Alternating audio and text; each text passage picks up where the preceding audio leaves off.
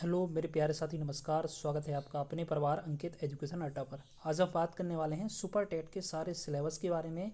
Discuss करेंगे, detail से चर्चा करेंगे और इसमें हम क्या क्या पढ़ने वाले हैं ये भी हम आपको बताने वाले हैं। ठीक है, तो यहाँ पर हम सबसे पहले ये हमारा जो है आपका पुराना वाला, यहाँ पर ये हमारा सिलेबस है। ये देख लीजिए कि आपका परिषदीय जो प्राथमिक विद्यालय में सहायक अध्यापक के रिक्त पद पर नियुक्ति के संबंध में प्रस्तावित शिक्षक भर्ती प्रक्रिया का विषय वस्तु है। ठीक है, ये आपका विषय वस्तु हो जाएगा। तो आप देखेंगे तो यहाँ पर ये पूरा का पूरा सिलेबस है आपका दिया जा रहा है। तो सबसे पहले अगर हम बात करें, अगर यहाँ पर देखो गौर से देखें तो सबसे पहले हमारी आती है भाषा। भाषा में आपका व्याकरण, क्या क्या भाषा में हिंदी, अंग्रेजी और संस्कृत आएगी, जिसमें व्याकरण, अपठित गद्यांश, ग्रामर कॉम्प्रिहेंशन जो कि टोटल 40 नंबर का आएगा। ठीक है, इसके बाद आपका विज्ञान में ये 10 नंबर का, ये आपके टॉपिक दिए गए हैं। ठीक है, 10 नंबर का हो जाएगा।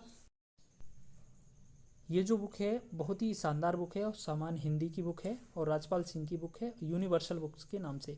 अगर आपकी इसमें बात करें टॉपिक की, तो टॉपिक अगर आप देखना चाहें तो टॉपिक देख लेंगे। तो टॉपिक बहुत सारे हैं इसमें, सारे टॉपिक ये लिखे हैं आपके। देखो यहाँ अगर भाषा, हिंदी भाषा का सामान्य परिचय, बोलियों से लेकर आपके ये सारे के सारे टॉपिक जो आपके इस हिंदी की किताब में होने चाहिए वो सारे के सारे टॉपिक हैं। ठीक है, और इसके बाद इसमें डिटेल थोड़ा अच्छा दिया गया है जो चीज़ आप पढ़ेंगे।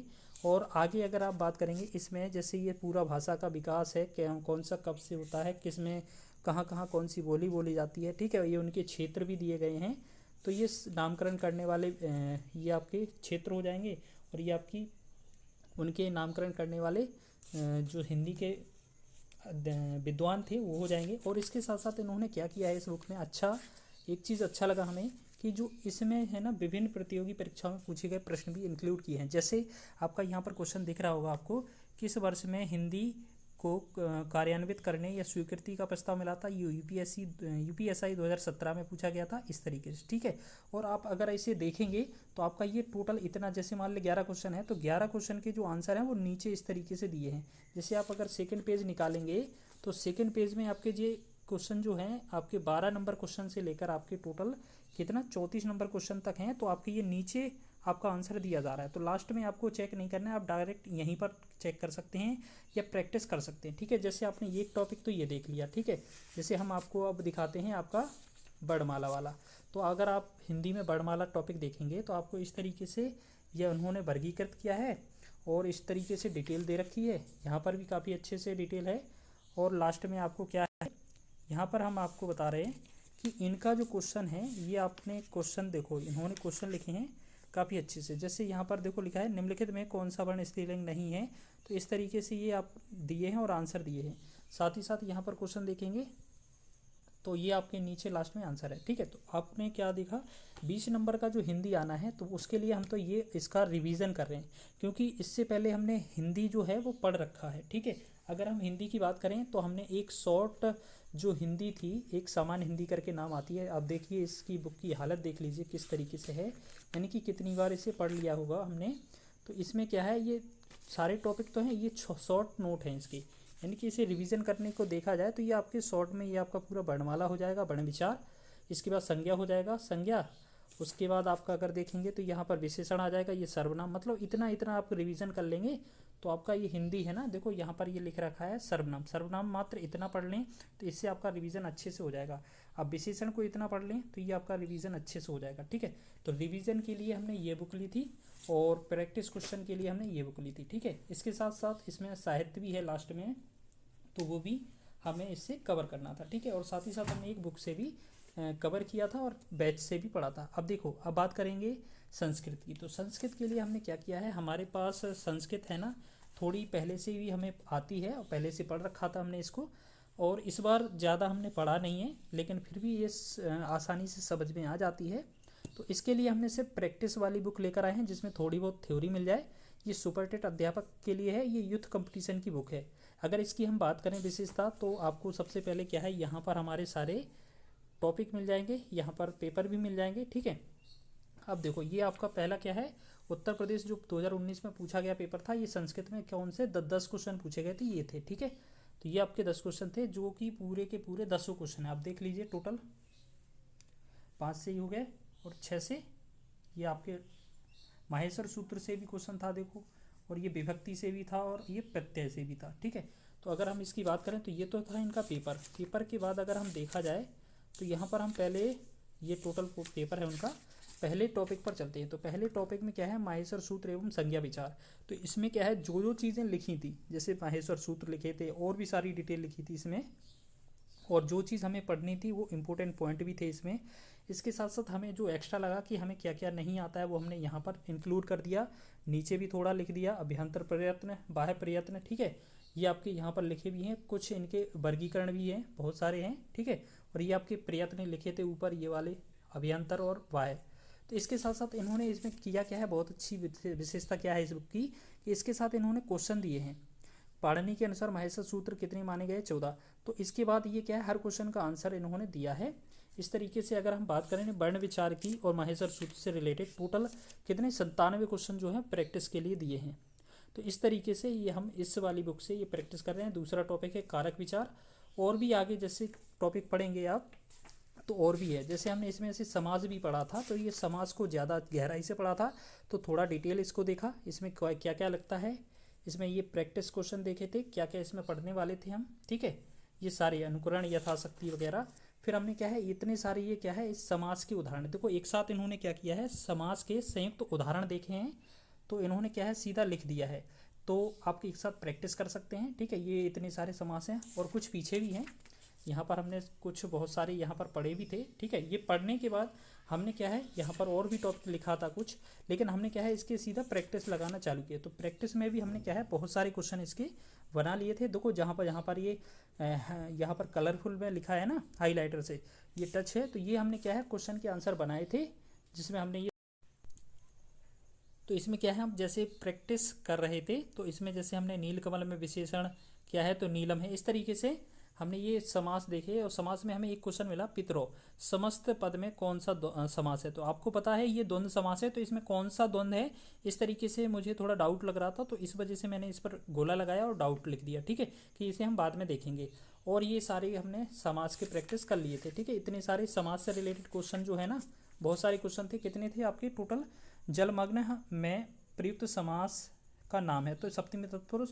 तो ये आपके टोटल 92 समाज से क्वेश्चन थे, यानी कि लगभग 100 जो प्रश्न हैं हर एक टॉपिक से दिए गए हैं। ठीक है, आपकी अगर हम शुरुआत में बात करें इसकी, तो बुक कौन सा था आपका, ये यूथ पब्लिकेशन का था। ठीक है, सुपरटेट सहायक अध्यापक प्राथमिक स्तर का था, प्राइमरी लेवल का।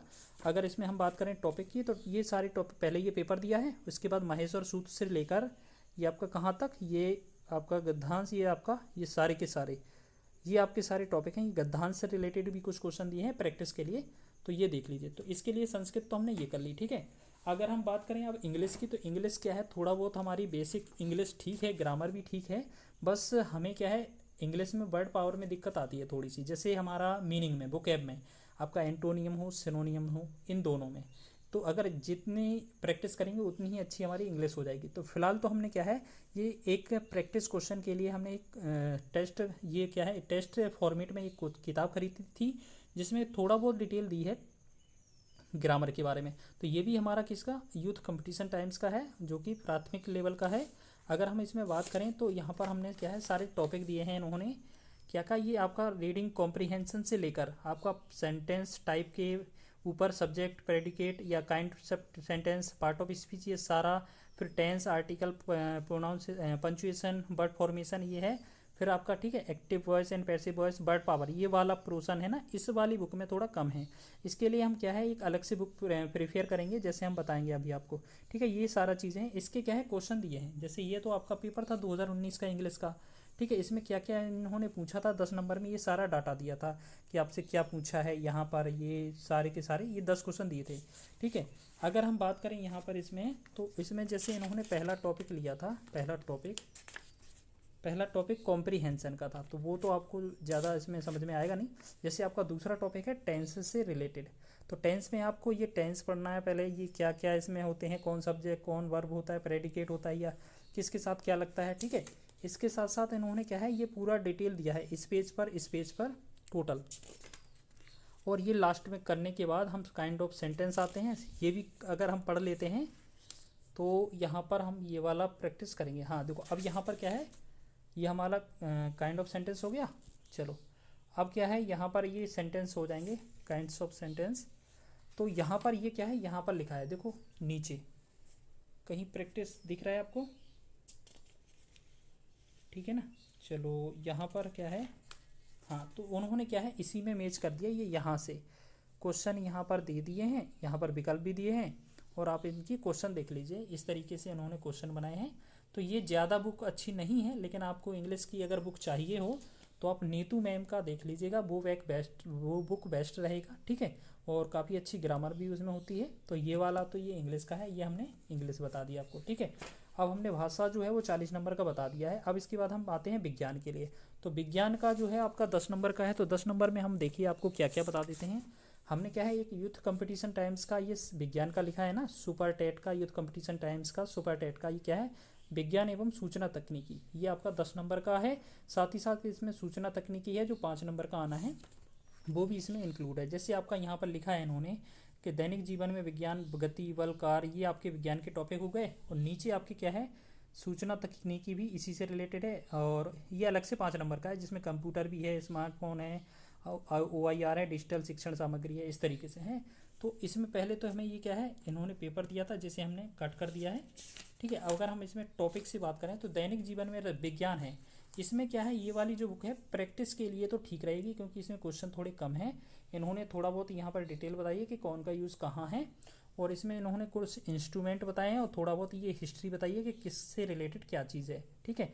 अब हम बात करेंगे तो ये इन्होंने कुछ इंस्ट्रूमेंट बताए हैं। ज़रूरी नहीं है कि इतने ही इंस्ट्रूमेंट इन्होंने बताए हैं और इतने से ही काम चल जाएगा, कुछ और भी देखने पड़ेंगे, कुछ आविष्कारक, ठीक है। अब इन्होंने जो है सहायक अध्यापक एवं अन्य राज्यों की अध्यापक परीक्षाओं में पूछे गए प्रश्न, ये चीज़ अच्छा किया है कि इन्होंने यहाँ पर मेंशन किया है कि कहाँ कहाँ किस परीक्षा में यहाँ से क्वेश्चन बना था। तो प्राकृतिक रबर का एकलक होता है ये आइसोप्रीन, इसके साथ ये डिटेल दी है। ऐसे ही रदरफोर्ड ने अल्फा कण विकिरण के परिणामस्वरूप खोज किया था, तो परमाणु में नाभिक का। तो इस तरीके से ये इसका डिटेल है। ऐसे ही आपके ऐसे क्वेश्चन कितने हैं, तो 1 बाई 1 ये सारे के सारे हैं, इसको मैंने थोड़ा बहुत पढ़ा है, ठीक है। और इसके जैसे अगर हम बात करें तो पहले टॉपिक में हमने देखा, पहले टॉपिक में हमें कितने आपको देखें तो लास्ट में आपके ये क्वेश्चन आते हैं 77 क्वेश्चन। तो मथने के पश्चात क्रीम का जो दूध से पृथक हो जाने का कारण क्या है, तो ये आपका अपकेंद्रीय बल के कारण होता है, ये आपको इन्होंने डिटेल लिखा है, ठीक है।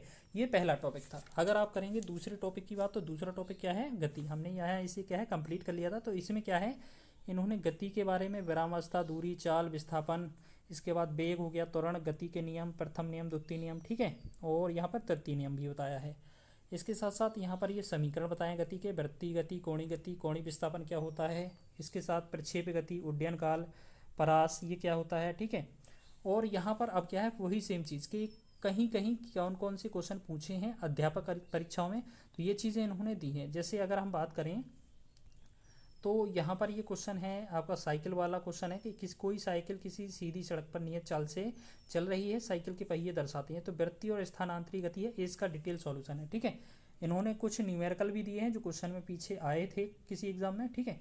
तो ये आपके इस तरीके से इस वाले के आपके कितने क्वेश्चन हो जाएंगे, लगभग आपके 20 क्वेश्चन।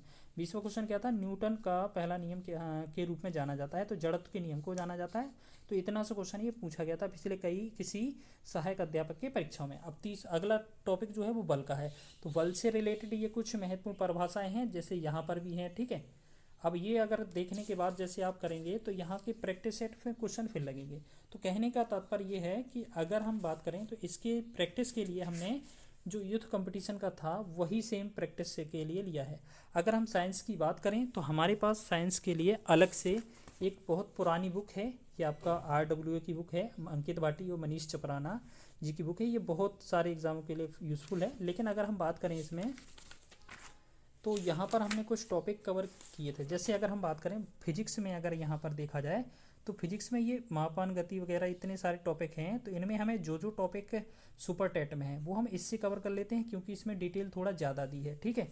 इसके बाद आपका अगर रसायन विज्ञान में देखा जाए तो ये 5-6 टॉपिक जो है ना ये आपके आने हैं, और भी कुछ आने हैं। और यहाँ पर बायोलॉजी के कुछ क्वेश्चन यहाँ पर ये टॉपिक दिए हैं कि आप इसमें से कर सकते हैं। तो सुपर टेट में यहाँ से भी कुछ हम लिख सकते हैं, देख सकते हैं, ठीक है। इसके बाद डिटेल हमने फिर क्या है इससे पढ़ ली थी। ये दोनों में सुपर टेट से काम हो जाएगा, और बाकी आप किसी और से भी प्रैक्टिस कर सकते हैं, ठीक है। अब आपने देखा कि आपने विज्ञान देख लिया है, पर्यावरण एवं सामाजिक अध्ययन, ये इसका जो टॉपिक है बहुत बड़ा है। इसके लिए हमने बहुत सारी बुकें देखी हैं जिसके लिए कवर कर रखा है। लेकिन सबसे बढ़िया बात क्या है, हम सबसे पहले मेन चीज़ बता देते हैं जो हमें ज़्यादा पढ़ना है। ठीक है, हम मेन चीज़ की अगर बात करें तो हमने ये भी क्या है 2021 में 20-21 इधर सुपर टेट लिख कर आ रहा था, पुरानी बुक है ये, हमने उसी समय खरीदी थी 2021 के आसपास। ठीक है, सुपर टेट अध्यापक के लिए, ये युद्ध कंपटीशन का है, ये पर्यावरण एवं सामाजिक अध्ययन।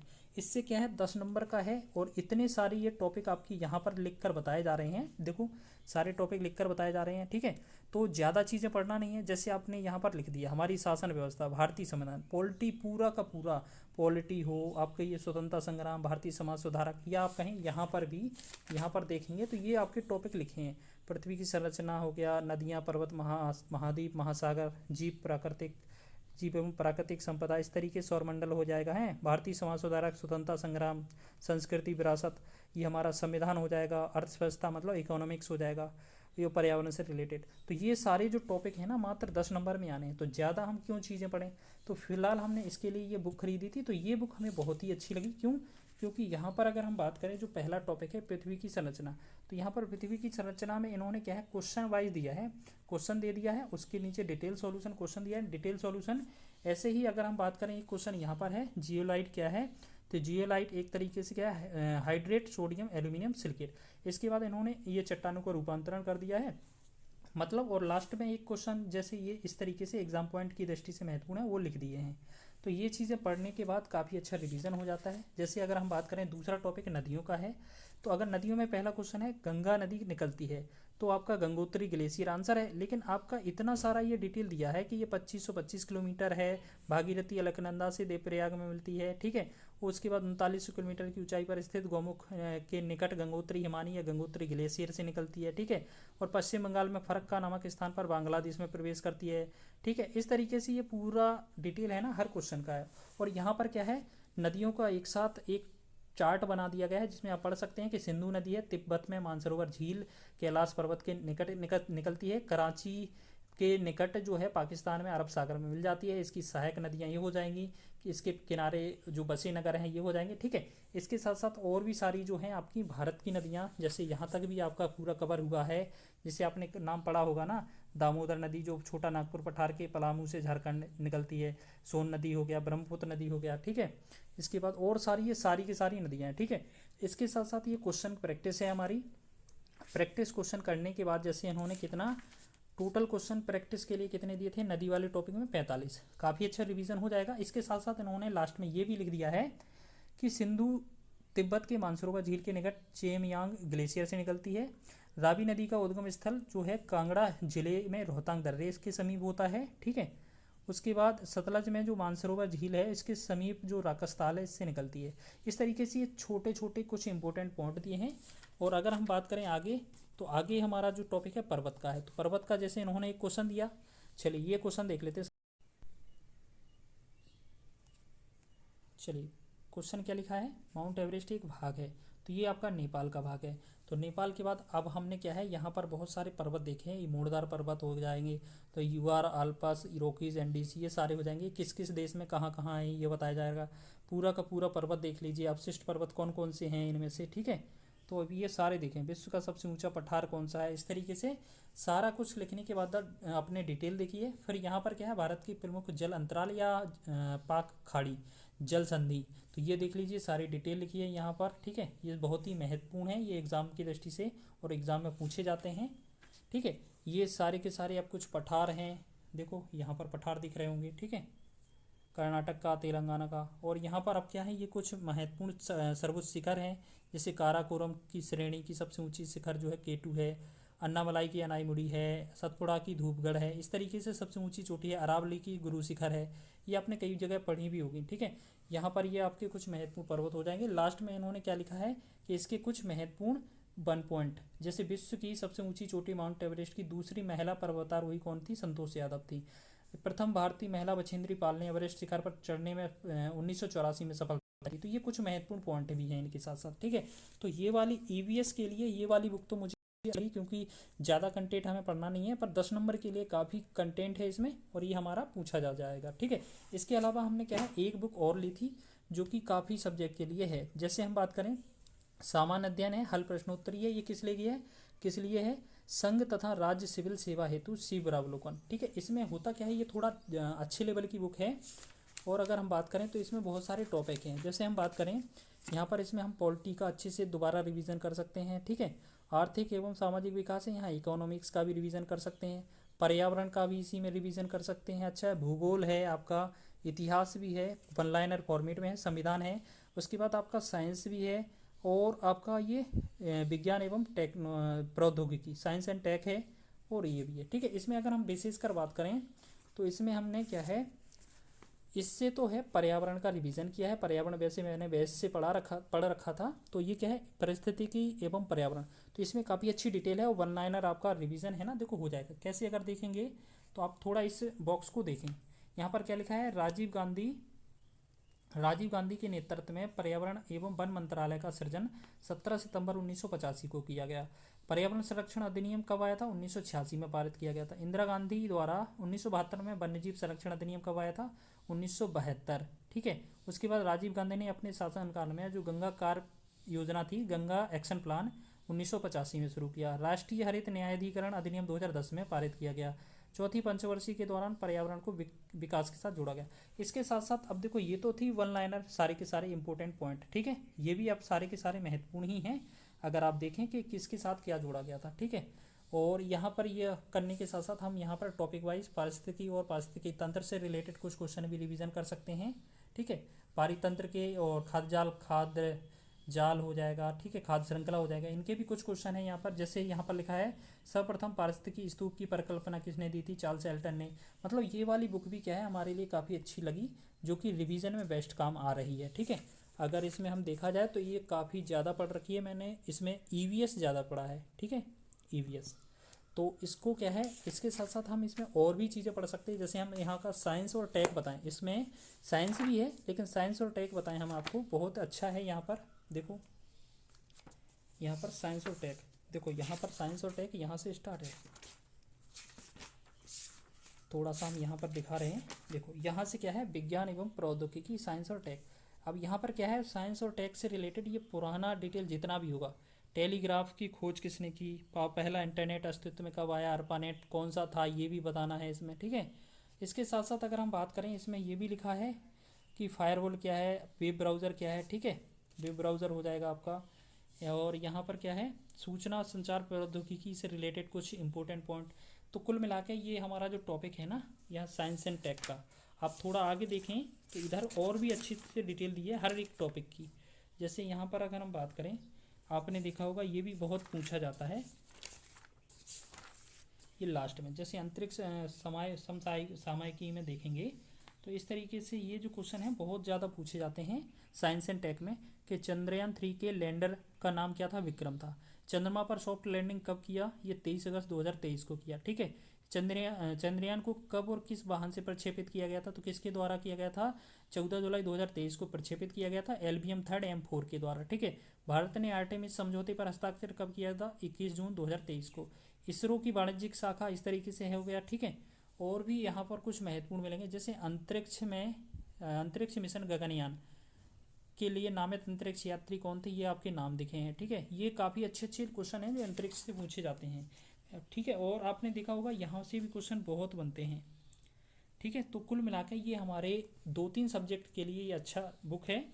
ये हमने पहले परचेज कर रखा था, तो इस वजह से हम इस वाली बुक से रिवीजन कर रहे हैं। 2024 तक इसमें डाटा अपडेटेड है। ठीक है, चलो ये वाला हो गया। अब हमने क्या देखा, ये पर्यावरण के लिए, और इसके अलावा और भी कुछ है।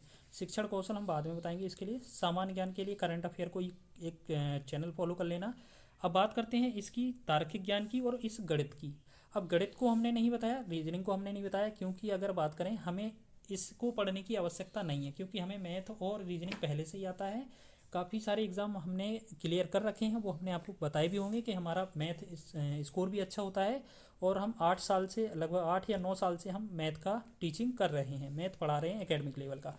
लेकिन फिर भी हमने क्या सोचा कि सुपर टेट देना है तो सुपर टेट का एक बुक मैथ का भी होना चाहिए। तो उससे रिलेटेड हमने एक बुक देखी, जिसमें हमने क्या देखा कि इसका जो रिवीजन है इसमें देख लिया जाए क्वेश्चन कितना कितना कौन कौन आता है, उसके लिए एक रिवीजन बुक ले ली।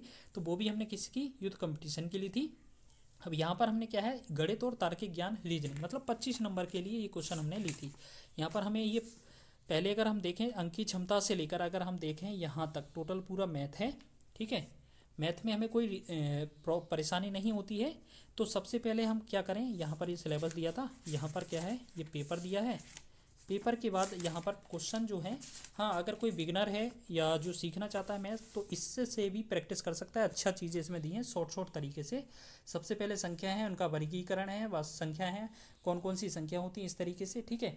उनके सिंबल दिए हैं, किसको क्या बोला जाता है। फिर आपके ये कुछ नियम है, सहचर नियम, क्रमनियम नियम, संबरक नियम, इस तरीके से बहुत सारे नियम होते हैं, ठीक है। सम हम हो गया, विषम हो गया, भाज्य हो जाएंगे, सहभाज्य हो जाएंगी, ठीक है। इसके साथ अगर हम देखें ये सारे कुछ फॉर्मूले लिख दिए। तो अगर हम इसकी बात करें, ये टॉपिक ख़त्म होने के बाद इसमें क्या है, यहाँ पर ये चीज़ दिया है कि उत्तर प्रदेश एवं अन्य राज्यों की सहायक अध्यापक परीक्षाओं में पूछे गए प्रश्न, यहाँ से हमें क्या है रिवीजन हो जाएगा और पता चल जाएगा कि आखिर किस तरीके का क्वेश्चन पूछा जाता है। तो हमने देखा पाई है एक अपरिमेय संख्या, तो इस तरीके से ये संख्याएं दी थी। तो इस तरीके से इस चैप्टर में अगर हम देखें टोटल इन्होंने कितने प्रैक्टिस क्वेश्चन करने के लिए दिए हैं, तो टोटल जो प्रैक्टिस क्वेश्चन है काफ़ी ज़्यादा है। देखो अभी तक है जो निकल रहे हैं, यानी कि टोटल जो नंबर ऑफ क्वेश्चन है प्रैक्टिस के लिए इन्होंने कितना 99 दिया है, ठीक है। बस तो ये वाले जैसे यहाँ पर ये इकाई दहाई वाला ये सारा का जो चीज़ है वो पहले टॉपिक से था। अब चलिए एक दूसरा टॉपिक और दिखा देते हैं आपको, गणितीय संक्रियाएँ। इसमें जोड़ घटाना गुणा भाग किस तरीके से क्या करना है, ठीक है। और जैसे हम आगे कोई स्थानीय मान मतलब प्लेस वैल्यू हो गया, इसमें ये लिखा है इस तरीके में 7 का स्थानीय मान क्या होगा। मतलब क्वेश्चन भी काफ़ी भरपूर हैं। और अगर हम देखें चैप्टर भी सारे बताए गए हैं, तो इसमें हमें भटकना नहीं है, सिलेक्ट भी नहीं करना है कि कौन कौन से टॉपिक हमें याद करने हैं, याद लिखने हैं, हमें सॉल्व करने हैं। तो देखो ये क्वेश्चन दिए हैं, भाग की संक्रियाएँ दी हैं, तो किस तरीके से हम चेक कर सकते हैं। तो ये वाला जो बुक है ये आपका मैथ का हो गया, और इसमें ज्योमेट्री भी काफ़ी अच्छी है। आगे हम देखें तो कुछ रीजनिंग वाले टॉपिक आ जाते हैं। तो देखो रीजनिंग भी अब यहाँ पर आ गई हमारी।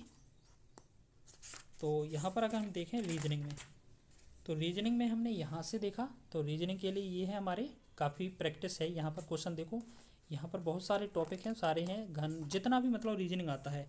तो इसके रीजनिंग के जो टॉपिक थे वो शुरुआत में ही यहाँ पर थे, आपको यहाँ पर देख लेने हैं रीजनिंग के टॉपिक भी, कि सादृश्य परीक्षण मतलब एनालॉगी से लेकर आपके कितना बेन आरे के बेन डायग्राम तक, ये सारे के सारे रिवीजन इसी में हो जाएगा। यानी कि 25 नंबर के लिए हमें तो पढ़ना नहीं है, लेकिन हमने रिवीजन के लिए लास्ट टाइम पे ये बुक ले ली है कि कभी कभार अगर कोई क्वेश्चन देखना पड़े तो इससे हम रिवीजन कर सकते हैं। तो मैथ का तो हमने इससे देख लिया है, ठीक है। मैथ के बाद हम आपको बताने वाले हैं सूचना प्रौद्योगिकी। तो सूचना प्रौद्योगिकी तो आपने देख लिया। अब आपके आ जाते हैं, आपकी कौन कौन से आते हैं, शिक्षण कौशल, बाल मनोविज्ञान और जीवन कौशल।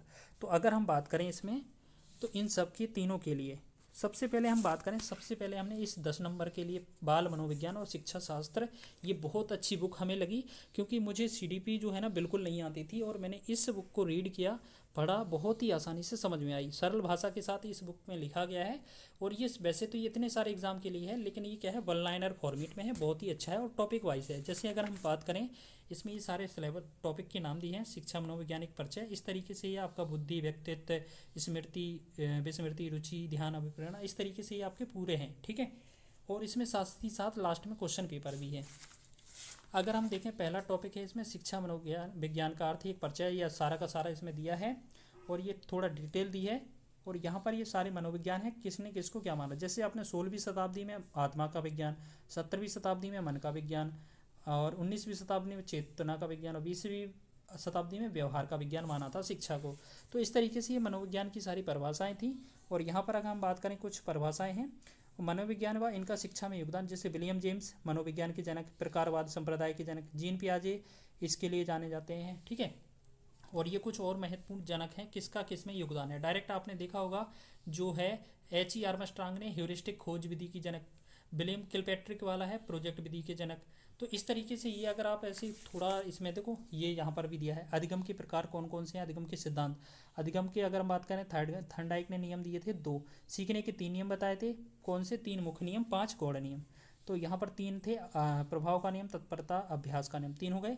और इस उन्होंने गौण नियम ये 5 बताए थे, बहुअनुक्रिया, मानसिक स्थिति, आंशिक क्रिया, आत्मीकरण और साहचर्य। इसके साथ साथ कुछ और भी आपने सिद्धांत पढ़े होंगे, जैसे संबंध, यहाँ पर नीचे लिखा होगा कि यहाँ पर है ये प्रत्यय एवं भूल का सिद्धांत, इसके अन्य नाम क्या क्या है, ठीक है। ये देखो यहाँ से स्टार्ट होता है, ये कुछ सिद्धांत के नाम दिए हैं, जैसे व्यवहार एवं संज्ञानवाद का सिद्धांत थर्नडाइक ने दिया, थर्नडाइक का सिद्धांत, ये इनके अन्य नाम हो गए। तो यहाँ पर इनका पूरा डिटेल दिया है कि इन्होंने प्रयोग किस पर किया था, द्वितीय प्रयोग किस पर किया था। दूसरा है क्लासिकल अनुबंधन सिद्धांत, तो ये इन्होंने पावलाव का दिया था, तो पावलाव ने क्या किया था, किस किसके क्रिया प्रसूत अनुबंधन का सिद्धांत हो जाएगा इसके साथ साथ, ठीक है। इसको पढ़ने के बाद लास्ट में ये बुद्धि का टॉपिक आता है, बुद्धि के सिद्धांत आ जाते हैं, ठीक है, ये आपके सिद्धांत हो जाते हैं। फिर आपका ऐसी टॉपिक है, ये आपका बुद्धि लब्धि हो जाता है, व्यक्तित्व हो जाता है। सारे अगर टॉपिक पढ़ने के बाद अगर हम बात करें तो यहाँ पर कुछ अलग से इन्होंने क्या है अच्छा चीज़ दी है। यह कथन किस मनोवैज्ञानिक ने दिया है, जैसे आपके यहाँ पर कथन बहुत पूछे जाते हैं इस तरीके से, 36 यहाँ पर हैं और आपके टोटल कितने, लगभग आपके टोटल हैं कितना कथन, 95 कथन। जैसे आपने देखा होगा स्वप्न चेतन का मन स्वरूप है, एडलल का है, और यहाँ पर आपने देखो कुछ और भी अच्छे पढ़े होंगे, जैसे आपने पढ़ा होगा अप्रेरणा सीखने का सर्वोत्तम राजमार्ग है, स्किनर का कथन है, ठीक है। और आपने देखा ये यहाँ पर लिखा है 52वां नंबर, व्यवहार के कारण व्यवहार में परिवर्तन अधिगम है, गिलफोर्ड का कथन है। तो ये महत्वपूर्ण कथन है, ये आपके दिए जाते हैं और कई सारे एग्जाम में पूछे जाते हैं, मतलब जो CDP से रिलेटेड हैं। और इसके बाद इन्होंने महत्वपूर्ण वैज्ञानिक के सिद्धांत दिए हैं, जैसे इन्होंने पहले सबसे पहले पावलाव का दिया है अनुकूलित अनुक्रिया सिद्धांत, पूरा डिटेल से समझाया है और शॉर्ट तरीके से। दूसरा इसका इन्होंने क्या बताया था, इनका है ये आपका है स्किनर का, स्किनर ने किस पर किया, क्या क्या इनके नाम थे, ठीक है। और क्रिया प्रसूत अनुबंधन सिद्धांत हो जाएगा, ये डिटेल है। जीन पियाजे का ये आपका भाषा संज्ञानात्मक विकास का सिद्धांत किससे रिलेटेड है, कौन सी अवस्था किससे कहा जाता है, तो ये आपके सिद्धांत हो जाएंगे, ठीक है। लास्ट में आपने अगर देखा जाए तो यहाँ प्रमुख सिद्धांत एवं प्रतिपादक दिए हैं, तो जो हमारे रिवीजन के बहुत काम आते हैं, जैसे मनोविज्ञान के जनक ये तो हो जाएंगे। यहाँ से लिखा है प्रयास एवं त्रुटि का सिद्धांत थार्नडाइक, भूल प्रयत्न एवं भूल का सिद्धांत थार्नडाइक, ये आ गए। फिर यहाँ पर देखेंगे एक खंड बुद्धि का सिद्धांत विनय, बुद्धि परीक्षण के जन्मदाता विनय, दो खंड बुद्धि का सिद्धांत स्पियर, या अगर हम बात करें विकासात्मक मनोविज्ञान के जनक जीन पियाजे। तो इस तरीके से ये क्या सिद्धांत हैं, 1 नंबर से लेकर यहाँ पर कितना 58 दिए गए हैं, ठीक है ना, 58 है ना। और इसके साथ साथ यहाँ पर भी हैं कुछ, तो ये सिद्धांत यहाँ पर भी हैं, डायरेक्ट कितना 120 सिद्धांत, बहुत ही महत्वपूर्ण है जो आपके एग्जाम में पूछे जाते हैं। और साथ ही साथ इन्होंने क्या है लास्ट में रिवीजन के लिए कुछ क्वेश्चन दिए हैं, फास्ट ट्रैक रिवीजन, जैसे इन्होंने लिखा है महत्वपूर्ण तथ्यों का संकलन, तो ये आपके डायरेक्ट ही देख लेंगे, तो यहाँ पर ये क्वेश्चन डायरेक्ट पूछे जाते हैं, आपने भी देखा होगा बहुत ज़्यादा हैं। तो देखो अगर यहाँ से आप देखेंगे तो टोटल ये वाले क्वेश्चन जो हैं, जैसे ये विकास से रिलेटेड हैं, ठीक है, और यहाँ पर भी हैं सारे क्वेश्चन, तो टोटल कितना 143 क्वेश्चन हमने ये भी प्रश्न पढ़े थे, मतलब इससे हमारा रिवीजन हो गया था। इस बार मेरे CDP में 26 क्वेश्चन सही हैं, लेकिन ठीक रहा स्कोर, जो कि बिल्कुल नहीं आती थी CDP, उससे अच्छा स्कोर बना, ठीक है। अब यहाँ पर क्या है, ये इन्होंने पेपर भी इस बुक में दिए हैं, तो हम यहाँ पर टोटल थोड़ा आगे निकाल कर दिखाते हैं। यहाँ पर UP टेट के जो पुराने पेपर हैं ना, सारे इन्होंने बताए हैं इसमें, इस बुक में सारे रिवीजन कर सकते थे हम। जो अगर आप देखेंगे कि 2011 है, देखो ये आपका दिख रहा है ना 2011 के प्राथमिक स्तर के टॉप ये 30 क्वेश्चन देखो यहाँ तक हो रहे हैं, ठीक है, आंसर भी दिया है। फिर आपका 2011 का उच्च प्राथमिक स्तर का ये टॉप क्वेश्चन है कितना 30, ये आपके 2011 के हो गए, ठीक है। उसके बाद अगर हम बात करें तो ये 2013 के, ऐसे ही ऐसे इन्होंने क्या है हर एक साल का जो भी टेट हुआ है, जो UP टेट हुआ है प्राथमिक लेवल और उच्च लेवल, सभी के ये CDP के क्वेश्चन है। जैसे हम आपको 18 और 19 का दिखा देते हैं, थोड़ा उसमें डिटेल दिया है।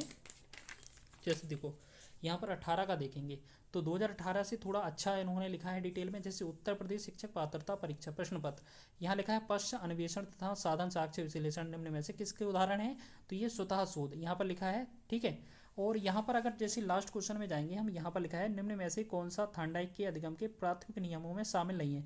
तो आपने देखा था प्राथमिक नियम 3 थे, अभ्यास का नियम, प्रभाव का नियम और तत्परता का नियम, सहचर स्थानांतरण का नियम नहीं था प्राथमिक नियम, ठीक है। तो ये थोड़ा इन्होंने यहाँ बताकर यहाँ पर थोड़ी डिटेल लिख दी है, ठीक है। तो ये आपके प्राथमिक नियम, ये आपके गौण नियम होते हैं, सहायक नियम बोलते हैं। तो इस तरीके से इन्होंने 30 क्वेश्चन का ये प्रैक्टिस दिया है। इस प्रकार ये आपका उच्च प्राथमिक का हो जाएगा, ठीक है। फिर आपका ये 2019 का भी ऐसे ही सही तरीके से मतलब डिटेल दिया है।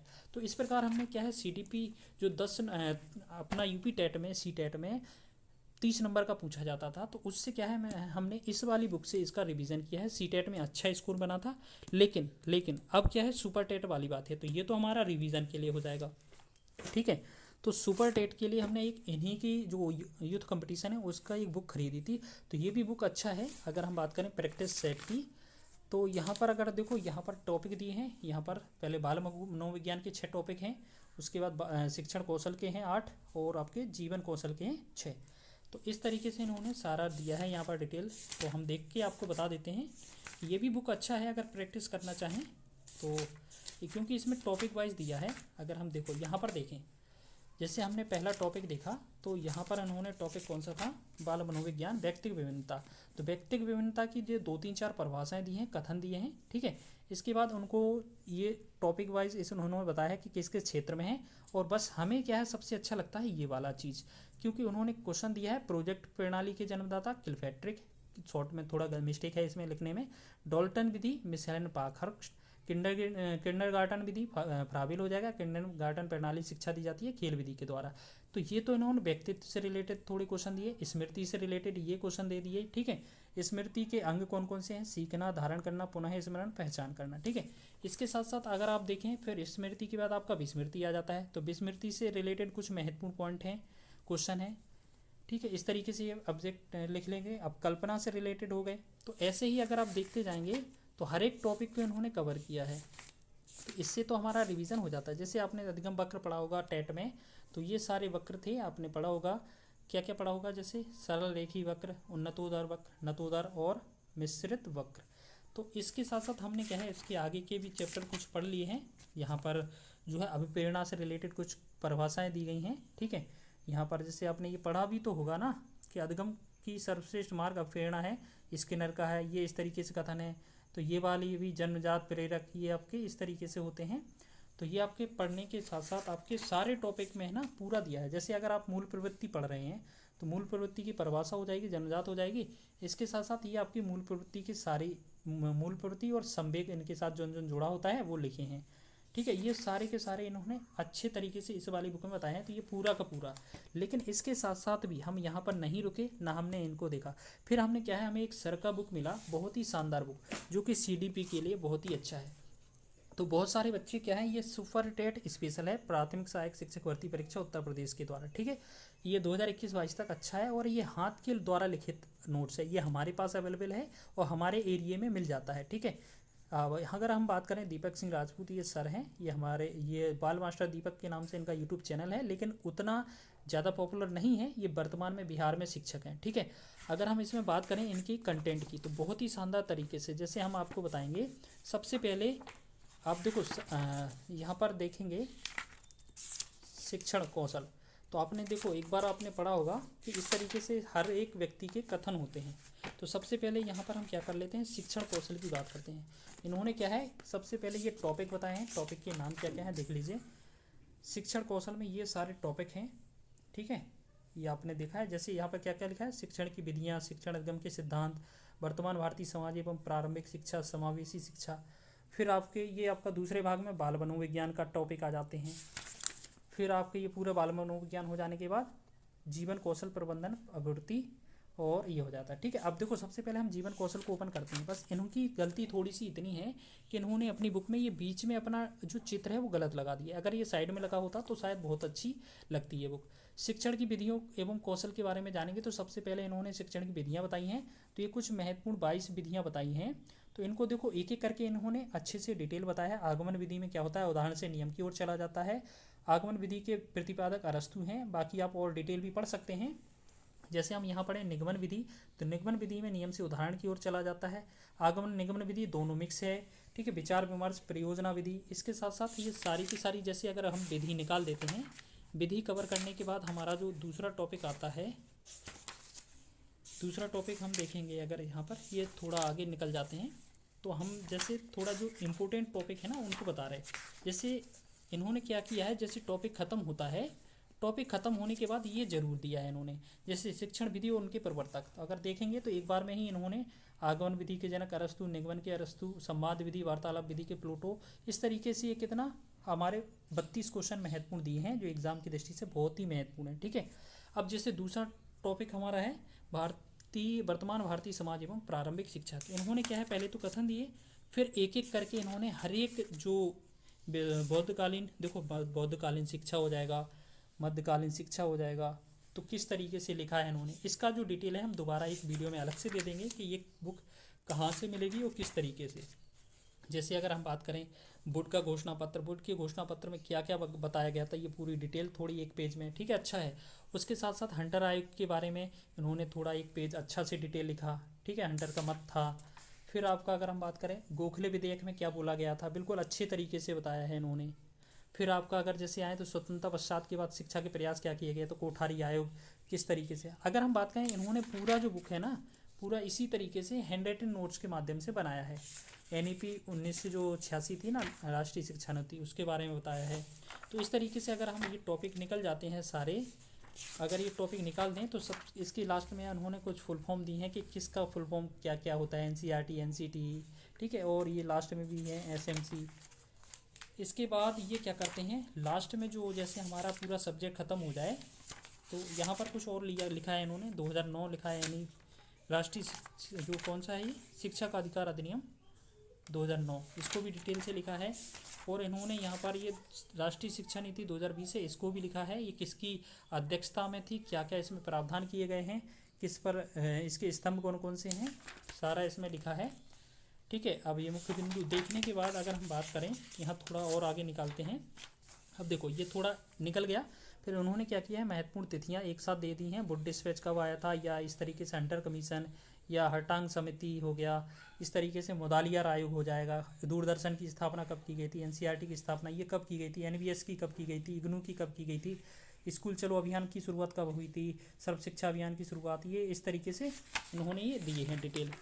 इसमें डिटेल देने के बाद इन्होंने क्या है, कुछ महत्वपूर्ण क्वेश्चन भी दिए हैं। अगर क्वेश्चन की हम बात करें इसमें, तो महत्वपूर्ण क्वेश्चन कैसे लिखे हैं इन्होंने, देखो तो यहाँ बाल विकास, ये दूसरा टॉपिक चालू होता है बाल विकास, इससे पहले इनके कुछ महत्वपूर्ण क्वेश्चन है। कितना क्वेश्चन है, देखो 213 इन्होंने महत्वपूर्ण क्वेश्चन दिए हैं। अब वो हम आपको क्वेश्चन दिखा रहे हैं किस तरीके से इन्होंने क्वेश्चन बनाए थे, ठीक है, जल्दी से देखें। देखो यहाँ पर क्या है, शिक्षण कौशल प्रश्नोत्तर है। जैसे सहकारी अधिगम में सदस्यों की संख्या 3 से 6 होती है। बालक प्राथमिक विद्यालय स्तर पर सचेतन रूप से भाषा सीखना प्रारंभ करता है। तो इस तरीके से इन्हें वन लाइनर फॉर्मेट में बताया है, ठीक है। बोला है अल्पसंख्यक के शैक्षिक हितों के संरक्षण के लिए अनुच्छेद 29 व 30 में विशेष प्रावधान किए गए हैं। ऐसे ही अगर हम बात करें तो ये इन्होंने क्या है, इसके बनाए थे शिक्षण कौशल के, ठीक है। तो शिक्षण कौशल के बनाने के बाद दूसरा टॉपिक बाल मनोविज्ञान आता है। इन्होंने इसके बाल मनोविज्ञान की बहुत ही अच्छे तरीके से डिटेल बताई है। देखो इस वीडियो लंबी हो रही है तो इसको हम क्या है बाद में डिटेल बता देंगे, इसका किस तरीके से क्या क्या दिया था, तो इसका डिटेल हम दोबारा से बता देंगे, ठीक है। ये बुक बहुत ही अच्छी है, हमें तो अच्छा लगा था। और अगर देखो बाल मनोविज्ञान की अगर हम बात करें तो लास्ट में इन्होंने किस तरीके से देखो अवप्रेरणा दिया है, अवप्रेरणा के सिद्धांत दिए हैं, इसमें कौन सी अवप्रेरणा किससे जुड़ी है, तो ये सारे के सारे कुछ अच्छी चीज़ें बताई थी इन्होंने। और लास्ट में इन्होंने क्या किया कि वही सेम चीज़ जो हम आपको बताते आ रहे हैं पीछे से, कि इन्होंने क्या है सभी महत्वपूर्ण तथ्य एक साथ लिख दिए। मनोविज्ञान का जनक, आधुनिक मनोविज्ञान का जनक, प्रयोगात्मक मनोविज्ञान के जनक। तो इस तरीके से अगर आप देखेंगे तो यहाँ तक सारे मनोविज्ञान के जनक हो जाएंगे। एक साथ इन्होंने पुस्तकें लिख दी हैं, तो सारी पुस्तकें एक साथ यहाँ पर लिख दी हैं। जैसे आपने पढ़ा होगा ना, हेरिडिटी जीनियस 27 नंबर वाले, ये गाल्टन की है, ठीक है। तो इस तरीके से ये हो गया। अब देखो बाल मनोविज्ञान की प्रश्नोत्तरी इन्होंने दी है अच्छे से, 1 नंबर क्वेश्चन से लेकर यहाँ चोम्स्की ने भाषा विकास का सिद्धांत दिया, ये इसी तरीके से वन लाइनर फॉर्मेट में ये क्वेश्चन है। तो कितना क्वेश्चन है देखिए, तो इस पे भी इन्होंने बाल मनोविज्ञान के भी क्वेश्चन कितने बनाए थे, जो कि महत्वपूर्ण क्वेश्चन है ना वही बनाए थे। तो इन्होंने लास्ट कितना 245 क्वेश्चन इन्होंने बनाए थे। लास्ट क्वेश्चन क्या लिखा था, व्यक्तिक बुद्धि परीक्षण का आरंभ विनय ने किया था, ठीक है। अब ये है जीवन कौशल प्रबंधन एवं अभिवृद्धि, इसके भी क्वेश्चन हैं, इन्होंने भी इसको भी थोड़ा डिटेल है। ये चीज़ हमें समझ में नहीं आती है, लेकिन हम बाद में इसको पढ़ेंगे तो अच्छे से समझ लेंगे। थोड़ा बहुत इन्होंने अच्छी तरीके से भी लिखा है, बस इसे समझने की आवश्यकता है। जैसे अगर हम बात करें अभिप्रेरणा के सिद्धांत आपने पढ़े होंगे, तो मूल प्रवृत्ति का सिद्धांत मैकडूगल ने दिया, प्रणोद हल का सिद्धांत हल ने दिया, प्रोत्साहन का सिद्धांत, इस तरीके से ये सिद्धांत दिए थे, ठीक है। और ये इस तरीके से इन्होंने अगर हम बात करें टोटल अगर शिक्षण कौशल समाप्त कर दिया तो लास्ट में इन्होंने इसकी भी जो है प्रश्नोत्तरी रखी है। अगर प्रश्नोत्तरी में कितना इन्होंने टोटल कितने लगभग 65 क्वेश्चन इंपॉर्टेंट क्वेश्चन जो शॉर्ट लाइन में बताए जा सकते थे वो उन्होंने बताए हैं। जैसे यहाँ पर जीवन कौशल पुरुषोत्तरी लिखा, अभिप्रेरणा एक प्रकार का मनोवैज्ञानिक कारक है। इस तरीके से इन्होंने वन लाइनर कितनी 65 क्वेश्चन कवर कराए थे। ठीक है,